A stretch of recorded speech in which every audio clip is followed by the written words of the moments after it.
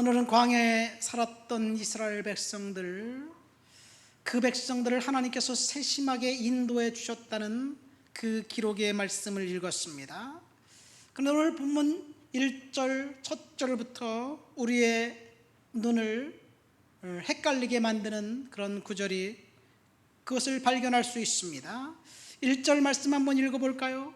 다 같이 한번 1절 말씀을 읽겠습니다. 이스라엘 자손의 온 회중이 여호와의 명령대로 신광야에서 떠나 그 노정대로 행하여 르비딤의 장막을 쳤으나 백성이 마실 물이 없는지라.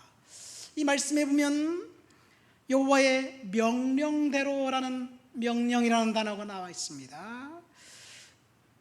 그 노정대로 행했다라고 이야기하고 있습니다. 그리고 드디어 르비딤의 장막을 쳤다는 구절이 나옵니다. 하나님의 백성들, 출애굽한 이스라엘 백성들이 하나님의 명령을 순종했습니다. 따랐습니다. 그리고 하나님이 말씀하시는 곳까지 갔습니다. 하나님이 지정한 장소에 장막을 쳤습니다. 텐트를 쳤습니다. 텐트를 치고 장막을 친 이유는 그곳에서 일주일이 될지 한 달이 될지 혹은 1년이 될지 모르게 당분간은 그곳에 정착해야 될 그 장소입니다. 그곳까지 어떻게 왔나요? 하나님의 명령에 순종해서 왔습니다. 하룻밤 지내고 다른 곳으로 갈 것이 아니에요. 하나님의 명령을 따라 하나님 앞에 순종해서 왔는데 그곳에 와보니까 물이 없었다는 이야기예요. 하나님께서 물이 없는 사막으로, 광야로 이스라엘 백성들을 몰아 넣으셨다는 이야기입니다. 하나님 앞에 인도함을 받았는데 그것이 축복의 장소가 아니라 고난의 장소였다는 이야기예요. 하나님 앞에 순종했는데 축복이 찾아온 것이 아니라 환난과 고난이 찾아왔다는 이야기입니다. 우리는 지금까지 그렇게 들었습니다. 하나님께 순종하면 복받는다. 하나님께 불순종하면 저주받는다. 그런데 오늘 본문에 보니까 하나님께 순종했더니 여전히 고난이 기다리고 있었습니다. 어떻게 해석해야 할까요? 이 말씀은 먼저 축복은 우리가 원하는 것을 우리가 원하는 시간에 우리가 원하는 대로 하나님이 주신다는 것이 아니라는 이야기입니다. 축복은 하나님께서 주시고자 하는 것을 하나님이 원하는 시간에 하나님의 방법대로 공급해 주신다는 이야기예요. 그러니까 우리가 축복을 원하되 내가 원하는 대로 하나님 앞에 기도할 때 때로는 그것이 내가 원하는 대로 응답이 없을 때 그것이 응답을 하지 않은 것이 아니라는 것을 알 수 있습니다. 이스라엘 백성들이 광야 르비딤 그 땅에서 원했던 것은 갈증을 해결할 물이었습니다. 그런데 공교롭게도 하나님께서 그들에게 주시길 원했던 것도 물이었어요. 그러니까 우리 마음속에 하나님이 어떤 소망을 두고 주셨든지 간에 우리가 갈망하는 것, 우리가 소원하는 것, 우리가 받고 싶어하는 것, 그것을 하나님은 우리에게 주실 것이에요. 그런데 그 때가 우리가 원하는 시간일 수도 있고 그렇지 않을 수도 있다는 이야기입니다. 하나님께서 저와 여러분들에게 마음속에 소원을 주셨고 그 소원을 하나님 앞에 나와 기도하게 하셨고 그리고 하나님 앞에 간절히 간구하게 하셨기 때문에 하나님은 그것을 주실 것입니다. 문제는 하나님께서 공급하시는 시간과 방법입니다. 자, 그렇다면 여기서 우리가 첫 번째 의문이 드는 것이 있어요. 하나님께서 이스라엘 백성들을 광야 고난의 땅으로 내모셨어요. 축복의 땅, 아주 편리한 땅, 어디 가든지 물이 넘쳐나고 어디 가든지 목초지가 있어서 그 데리고 나온 양떼들과 소떼들을 먹일 수 있는 풍부한 땅, 그 땅이 아니었어요. 왜 하나님이 이스라엘 백성들을 곤고한 땅으로 인도하셨을까?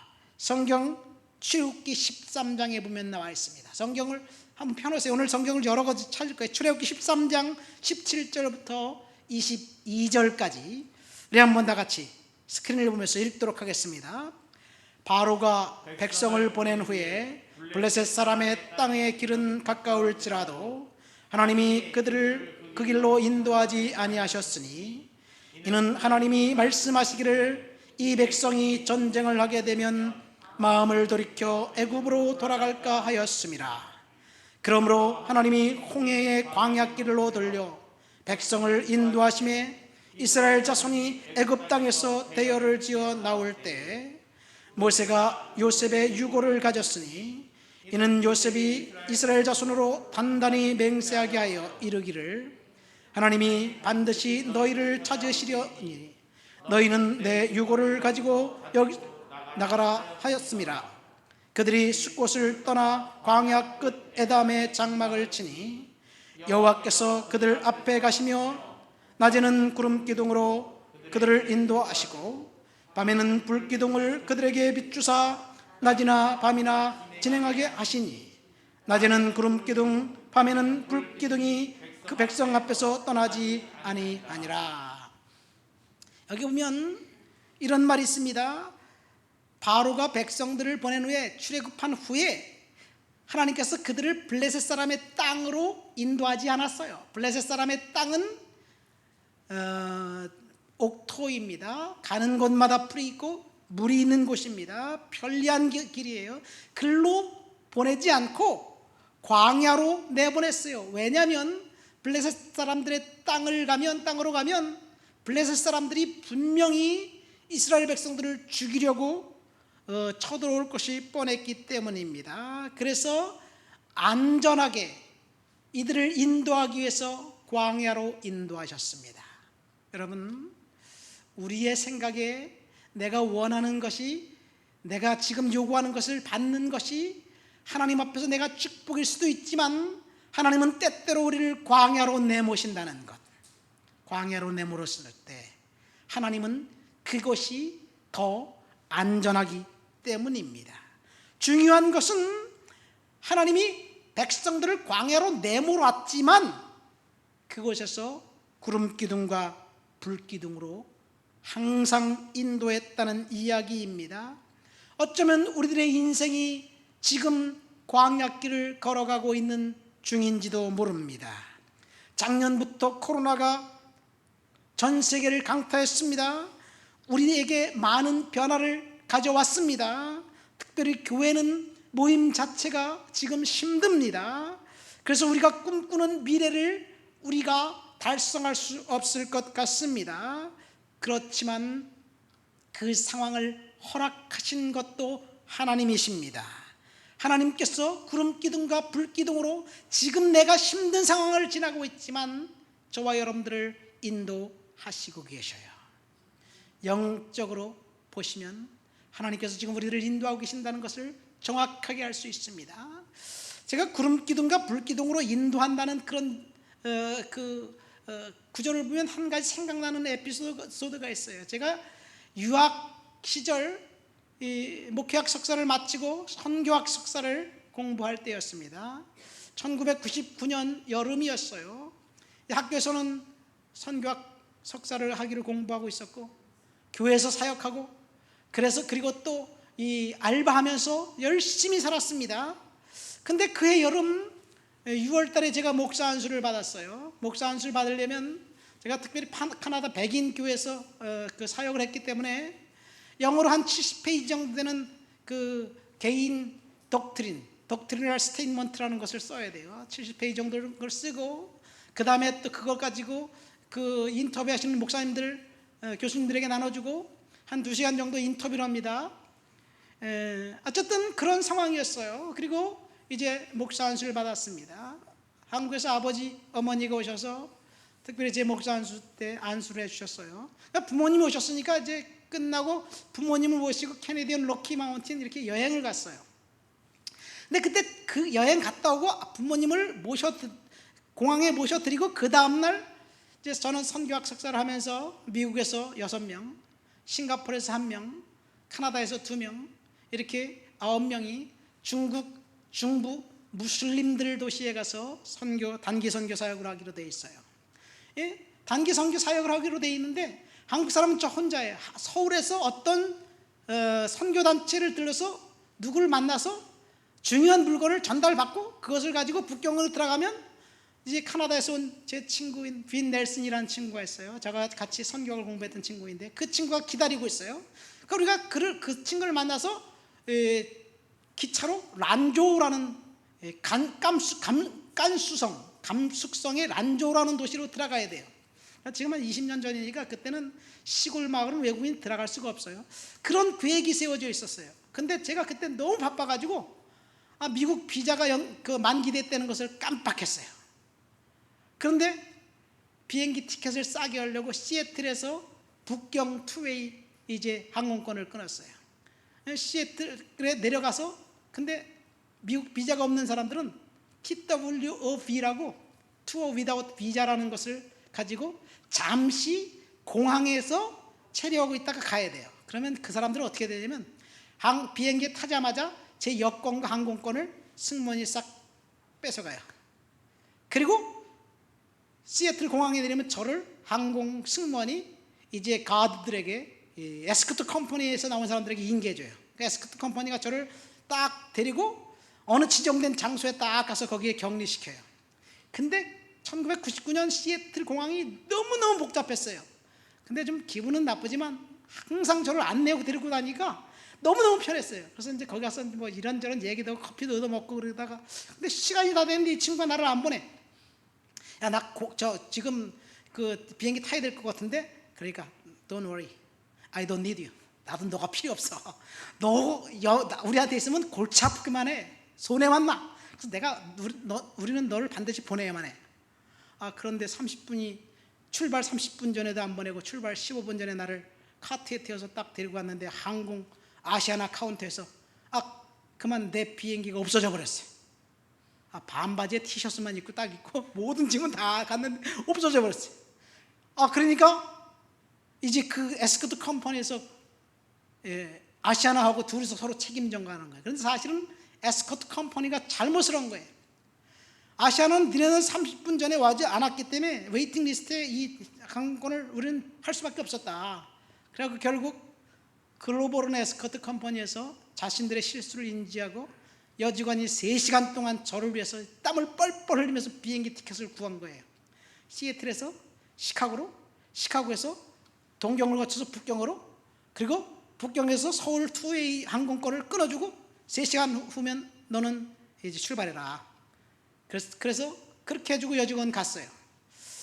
그렇게 보니까 제가 서울에서 만날 때는 만날 수가 없는 거예요. 그러면 북경에서 서울 왕복 항공권 티켓은 필요 없다. 그냥 니네들이 써라. 그런데 여직원이 저게 미안하다 그러면서 너 이제 가라. 그런데 저 상사가 그걸 보더니 일방적으로 그 티켓을 취소해 버렸어요. 왜냐하면 항공권이 너무 비싸니까 저한테 말도 안 하고. 그러난 다음에 저를 호텔에다가 딱 2박 3일 격리시킨 거야. 호텔에 2박 3일 격리시키고 난 다음에 2박 3일 후에 이제 편도 티켓을 끊어서 갔습니다. 그런데 그때 제가 서울에서 만날 사람 못 만나고 북경에서 만나야 될 친구를 지금 만날 시간도 다 어그러진 거예요. 어떻게 될지 모르겠어요. 그래서 2박 3일간 가드가 저를 딱 호텔에 제가 딱 잠자고 있으면 그 친구는 문 밖에서 딱 앉아서 밤새도록 꼬박꼬박 졸면서 거기 있는 거예요. 그래서 야, 넌 나 들어와서 자라. 여기 침대 2개 있는데 난 안 돼. 어쨌든 그러면서 2박 3일 편하게 쉬었는데요. 나중에 생각해 보니까 제가 중국 가기 전에 너무너무 바빠갖고 정말 잠을 못 잤는데 하나님이 나를 강제적으로 거기서 쉬게 만든 거예요. 내 돈 한 푼 안 들이고 그 다음에 나를 딱 지켜보면서 그렇게 안전하게 아주 하나님이 그렇게 하셨어요. 북경에 가서 천신만고 끝에 계속해서 이 친구 이제 공항에 나온 거야. 공항에 나와서 저를 만났어요. 그래서 한 달 반 사역을 무사히 마치고 서울로 돌아왔습니다. 이 에스코트 컴퍼니에서 저한테 그러더라고요. 네가 지금 이 시애틀에서 북경까지 그 항공권을 쓰지 않았으니까 그걸 리펀드 받아라. 그래서 제가 아시아나 항공에 전화를 했어요. 그랬더니 그것 리펀드 해줄 수 있는 돈이 없다. 그 대신 우리가 갈 때, 당신 갈 때 시애틀까지 비즈니스 클래스로 업그레이드 시켜주겠다.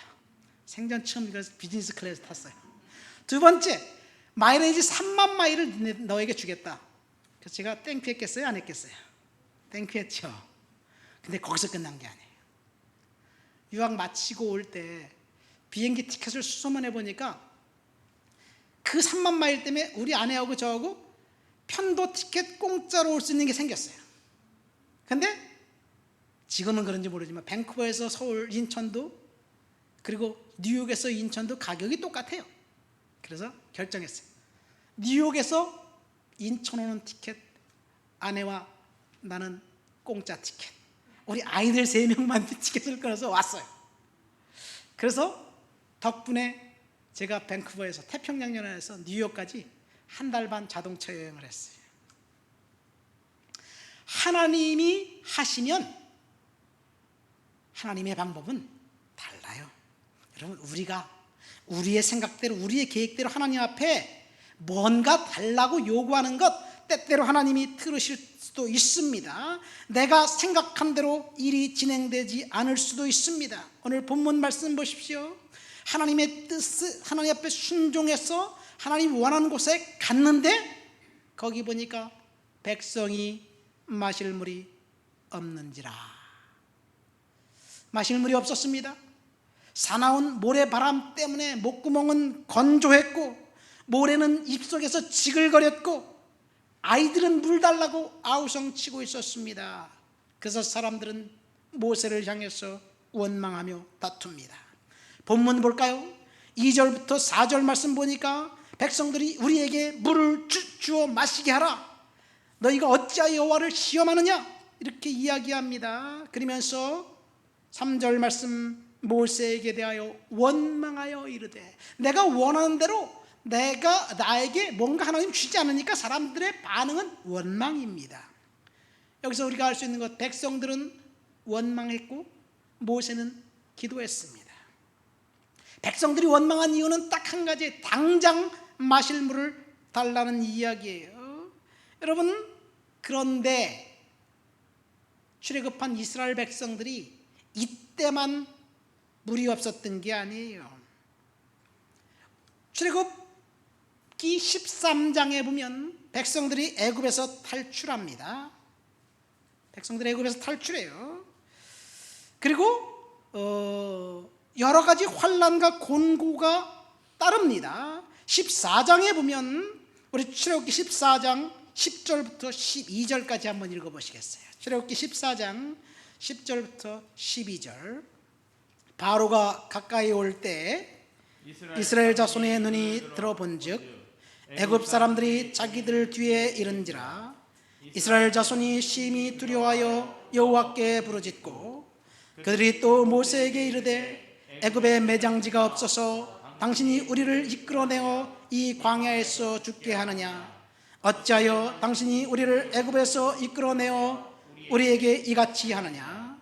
우리가 애굽에서 당신에게 이른 말이 이것이 아니냐? 이르기를 우리를 내버려 두라. 우리가 애굽 사람을 섬길 것이라 하지 아니하였더냐?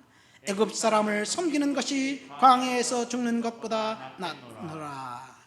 이 말은 무엇이냐면요, 이스라엘 백성들이 이제 출애굽했는데 바로가 마음을 바꿔서 군대를 동원해서 이스라엘 백성들을 추격해서 다시 잡아오려고 하는 거예요. 근데 보니까 앞에는 홍해가 가로막고 있고 뒤에는 애굽 군대가 추격하고 있습니다. 어떻게 해야 되나요? 여기 보면 백성들이 부르짖었다는 말은 기도했다는 말이 아닙니다. 하나님께 조직적으로 원망했다는 말입니다. 반항했다는 말입니다. 하나님을 불신했습니다. 하나님께서 이 위기를 허락하신 이유, 출애굽한 백성들에게 바로 왕을 통해서 군사들을 통해서 추격하게 한 이유, 그래서 출애굽한 백성들에게는 위기였지만 하나님의 계획은 달랐습니다. 하나님은 그들이 하나님 앞에 신뢰하고 그리고 기적적인 방법으로 홍해를 건너고 그 다음에 더 중요한 것, 백성들을 추격하는 애굽 군대를 몰살시키기 위한 것이었어요. 하나님의 방법은 위기를 통해서 이제 더 이상 눈에 보이는 애굽의 적들을 제거하기 위한 하나님의 방법이었습니다. 그렇다면 사실은 이것은 하나님이 이스라엘 백성들을 시험한 거예요. 홍해 사건, 하나님 입장에서 볼 때 한꺼번에 이스라엘을 추격하는 적들을 단 한 번에 제거하기 위한 방법이었습니다. 앞으로 광야를 지나가는 동안 그 사건이 없었다면 애굽의 군사들은 계속해서 그들을 추격해서 잡아가려고 할 거예요. 마치 옛날 추노꾼이 도망노예를 잡으려고 했던 것처럼 말입니다. 이스라엘 백성들 입장에서 볼 땐 원하지 않는 괴로움, 원하지 않는 고난이 찾아왔습니다. 그들은 고난 없이 승리하고 고난 없이 성공하고 축복받기를 원했던 우리의 모습과 흡사합니다. 여러분, 우리들도 그렇지요. 고난 없이 축복해 주옵소서. 그러나 위기와 고난은 우리에게 필요하지 않습니다. 아픔은 더더욱 노입니다. 이런 우리의 생각과 이스라엘 백성들과 동일합니다. 때때로 우리 앞에 위기가 닥칩니다. 그 위기를 통과한 자들에게 하나님이 새로운 계획을 갖고 계셔요. 그러나 위기를 거부하고 위기를 이기지 못하면 하나님은 또 다른 위기를 통해서 우리들을 시험하시고 우리들을 훈련하는 거예요. 홍해 위기를 하나님 앞에서 불순종과 원망으로 극복하지 못했던 그 백성들에게 또 다른 위기가 찾아옵니다. 두 번째 시험은 홍해를 건넌 지 사흘째 되던 날 수르 광야에서 있었던 일입니다. 출애굽기 15장 22절부터 27절까지 한번 보겠습니다. 출애굽기 12장 22절부터 27절까지 보면 다 같이 한번 읽어보실까요? 출애굽기 15장 25절만 읽겠습니다. 모세가 여호와께 부르짖었더니 여호와께서 그들에게 한 나무를 가리키시니 그가 물에 던지니 물이 달게 되었더라. 거기서 여호와께서 그들을 위하여 법도와 율례를 정하시고 그들을 시험하실세. 출애굽기 홍해를 건넌 지 3일째 되는 날 수르 광야에 가보니까 거기 물은 있었어요. 그런데 오염된 물이었습니다. 물을 달라고 지금 백성들이 아우성거리는 거예요. 그래서 여기 마라의 쓴물을 달게 하셨다는 사건이 나옵니다. 여러분, 이 사건을 통해서 하나님이 이스라엘 백성들을 시험하셨다라고 기록되어 있고, 그 다음에 이 구절을 통해서 하나님은 치료하시는 하나님이라고 선언하고 있습니다. 이 시험 역시 원망으로 백성들은 실패했습니다. 이렇게 두 번씩이나 하나님의 초자연적인 공급하심과 은혜를 경험했지만 여전히 이스라엘 백성들은 자기들 눈앞에 보이는 고난과 위기 때문에 하나님 앞에 번번이 원망합니다. 그래서 세 번째 원망이 나옵니다. 출애굽기 16장입니다. 이때는 애굽에서 나온 지 2달째 되던 2달 보름 만에라고 성경은 기록하고 있습니다. 이때는 대놓고 하나님을 원망하기 시작합니다. 애굽에서 먹었던 고기가 먹고 싶다고 원망합니다. 출애굽기 16장 3절 말씀을 제가 읽어드릴게요. 이스라엘 자손이 그들에게 이르되 우리가 애굽 땅에서 고기 가마 곁에 앉아있던 때와 떡을 배불리 먹던 때에 여호와의 손에 죽었더라면 좋았을 것을 너희가 이 광야로 우리를 인도하여 이 온 회중이 주려 죽게 하는도다. 한마디로 말해서 뭘 달라 그러는 거냐면 고기를 달라 그러는 거예요. 하나님 앞에 또다시 원망한 거예요.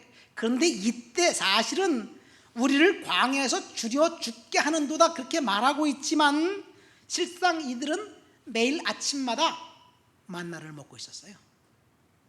만나를 먹고 있었는데 하나님 앞에 원망하면서 고기를 달라고 합니다. 그런데 원망하며 고기를 달라고 하는 그 백성들에게 하나님이 뭘 하셨을까요?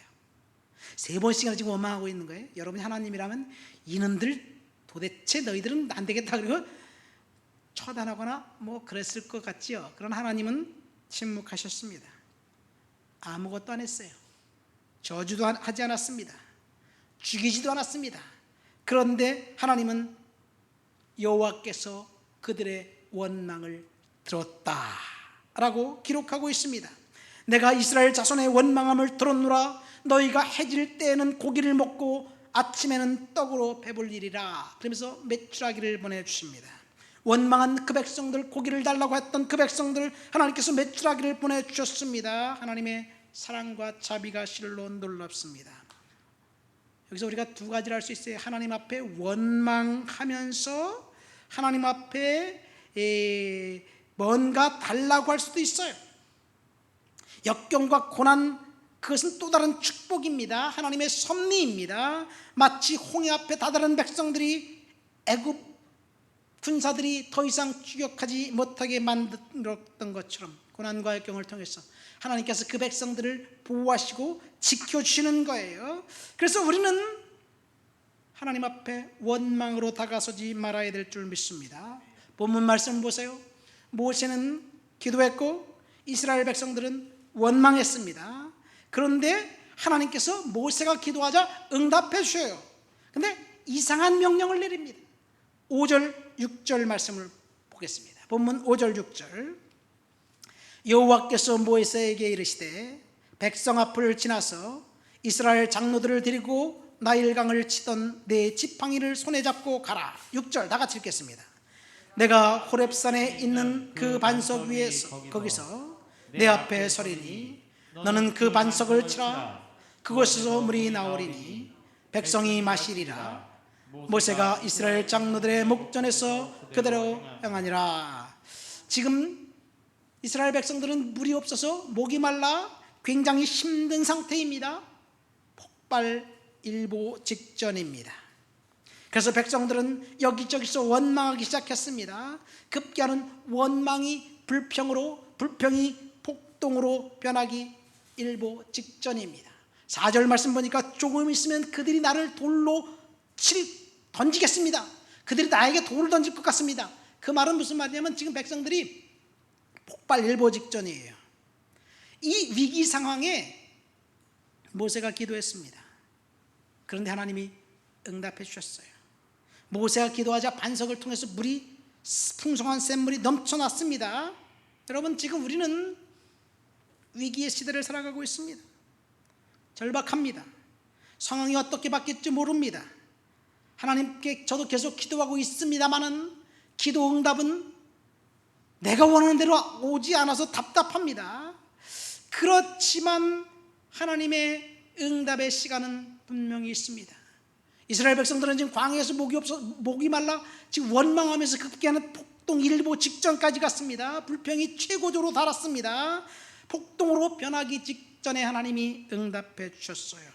모세에게 명령합니다. 지팡이를 들어라. 그리고 반석을 때려라. 이게 하나님의 계획입니다. 가만히 생각해 보세요. 목이 말라요. 물이 없어요. 여러분 지금 기도해달라고 기도하는 백성들 입장에서 볼 때 기도한다고 생각하면 어떻게 하나님이 공급해 주실 것이라고 기대할까요?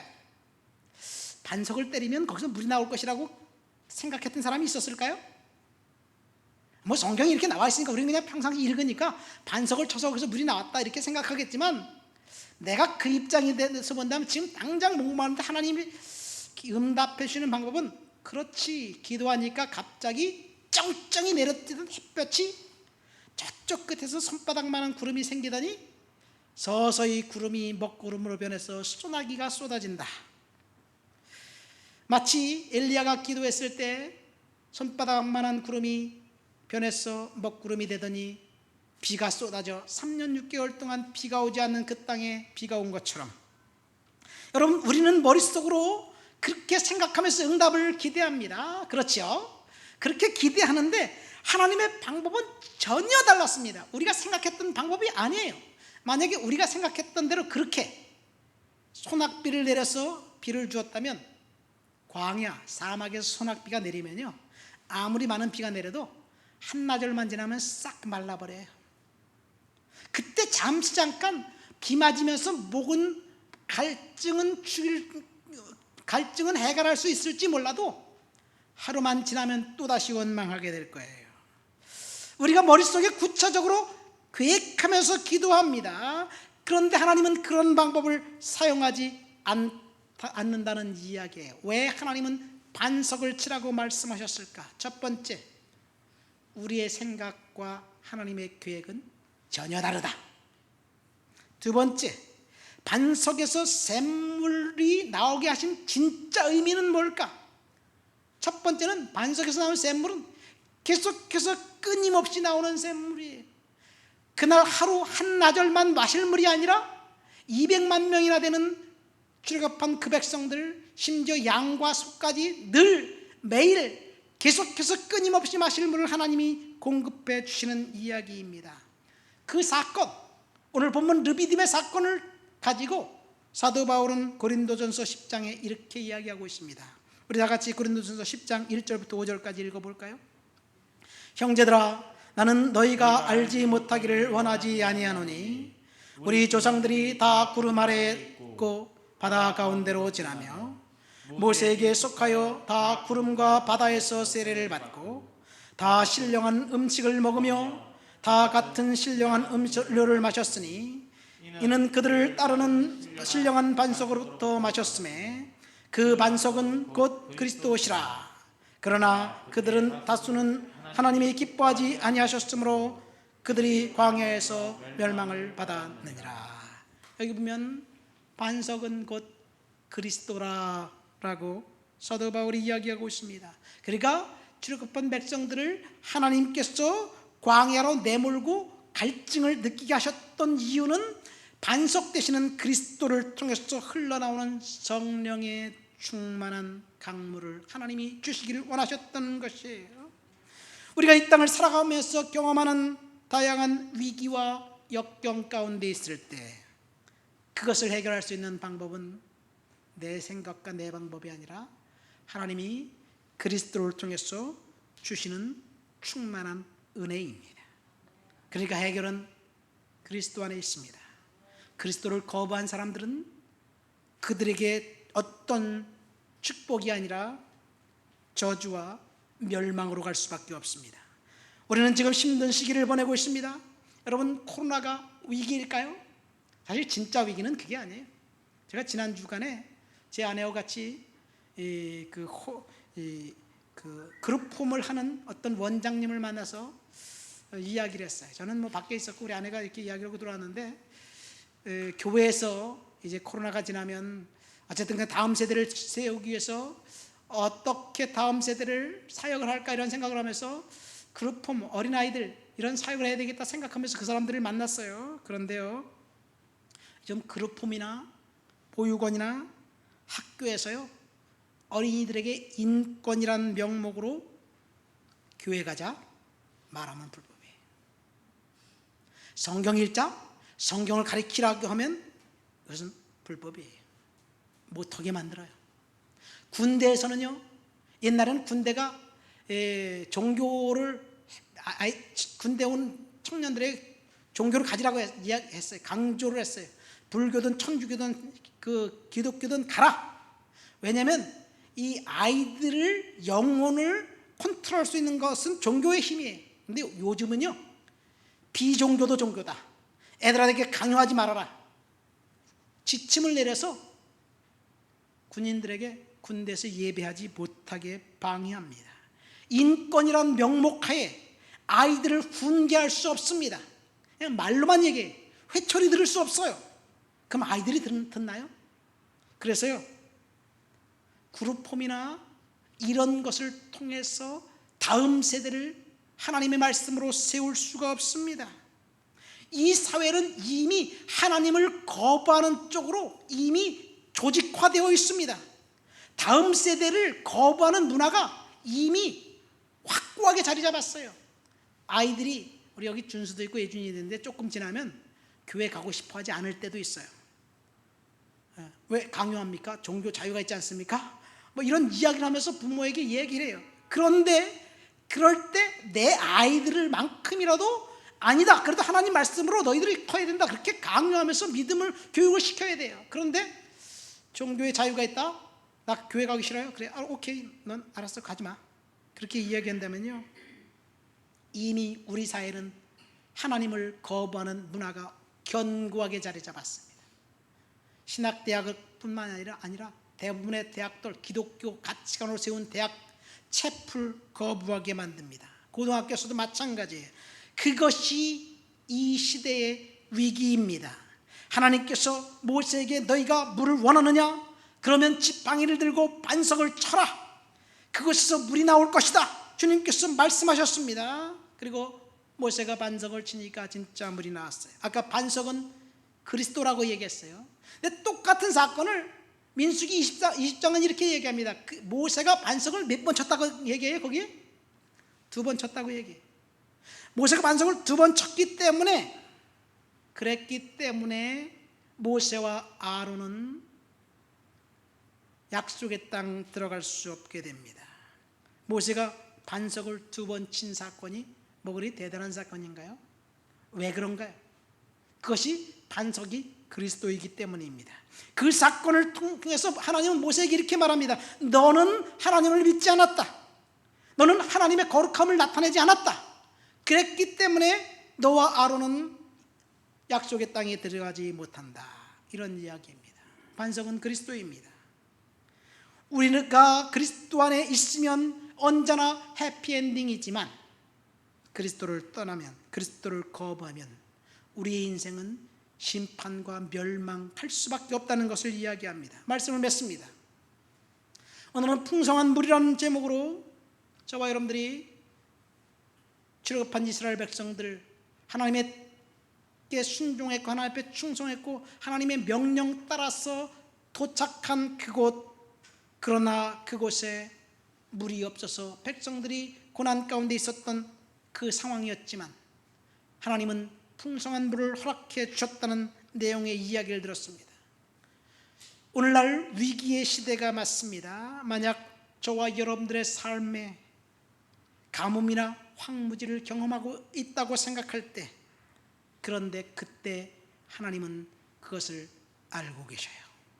하나님은 우리를 알고 계시기 때문에 우리에게 필요한, 우리가 알지 못하는 그 방법으로 역사해 주실 줄 믿습니다. 하나님께 무엇이든지 필요하면 하나님께 구하십시오. 간구하십시오. 그럼 하나님께서 공급해 주실 것입니다. 이미 우리는 축복받은 하나님의 자녀들입니다. 축복의 근원은 반석 되신 그리스도입니다. 우리가 지금 위기의 시대를 살아가고 있는데, 위기는 코로나가 위기가 아니에요. 그리스도를 배격하는 문화가 우리의 다음 세대를 잠식해서 우리의 다음 세대는 그리스도를 모르는 그런 사탄의 백성, 사탄의 자녀를 만들 수밖에 없는 그런 시대. 그래서 우리는 지금 그리스도의 은혜 가운데 살아야 될 줄 믿습니다. 우리가 위기 가운데 있을 때 여전히 원망하면서 불평하면서 그 위기를 모면하려고 발버둥 칠 수 있습니다. 그러면 하나님께서 또 다른 위기를 통해서 우리를 훈련하실 거예요. 믿음으로 그리스도 안에서 그 위기를 극복하시기를 예수 그리스도의 이름으로 축원드립니다. 원망을 선택하는 것도, 모세처럼 기도하기를 선택하는 것도 우리의 몫입니다. 기도로 위기를 극복하시기를 예수님의 이름으로 축원드립니다. 우리 다 같이 말씀을 생각하면서 통성으로 기도합니다. 하나님 아버지 감사